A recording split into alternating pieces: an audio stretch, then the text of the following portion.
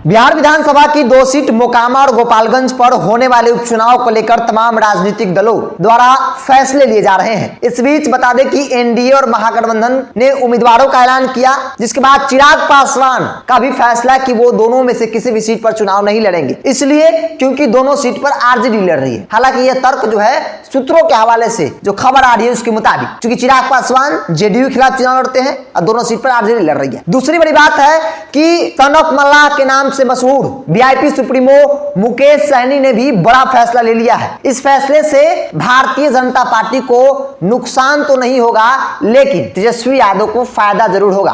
दरअसल इसलिए क्योंकि तेजस्वी यादव को लेकर लगातार यह कहा जा रहा था कि मुकेश सहनी जो है वो तेजस्वी खेमे में आ सकते हैं उपचुनाव में, और हुआ भी कुछ ऐसा ही।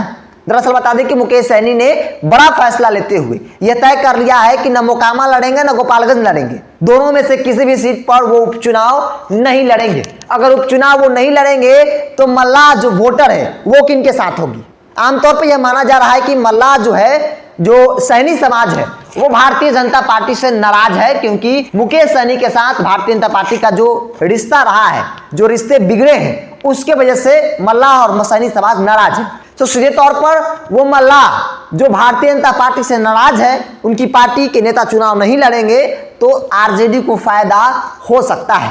आरजेडी के पास भी कई उस समाज से बड़े नेता हैं और आरजेडी लगातार शुरू से दावा करती रही है कि हमारे पास उस समाज से बहुत बड़े बड़े नेता ऑलरेडी हैं भी। और मुकेश सहनी जो भारतीय जनता पार्टी को सीधे नुकसान पहुंचाना चाहते हैं, अपनी जीत से ज्यादा भारतीय जनता पार्टी के हार पर खुश होते हैं, वो मुकेश सहनी क्या तेजस्वी यादव को समर्थन देंगे। सूत्रों के हवाले से जो खबर सामने निकल के आ रही है कि तेजस्वी यादव को ही समर्थन मुकेश सहनी दोनों सीटों पर दे दिए हैं। अपने संगठन को लोगों को कह दिया है कि किसी भी हाल में भारतीय जनता पार्टी को चुनाव में शिकस्त देनी है और वही हमारी जीत होगी। आपने देखा बोचाहा में किस प्रकार से मुकेश सहनी हार के बावजूद भी लड्डू बांट रहे थे, और इस बार भी मुकेश सहनी ने कुछ इस तरह का ही चाल खेला है।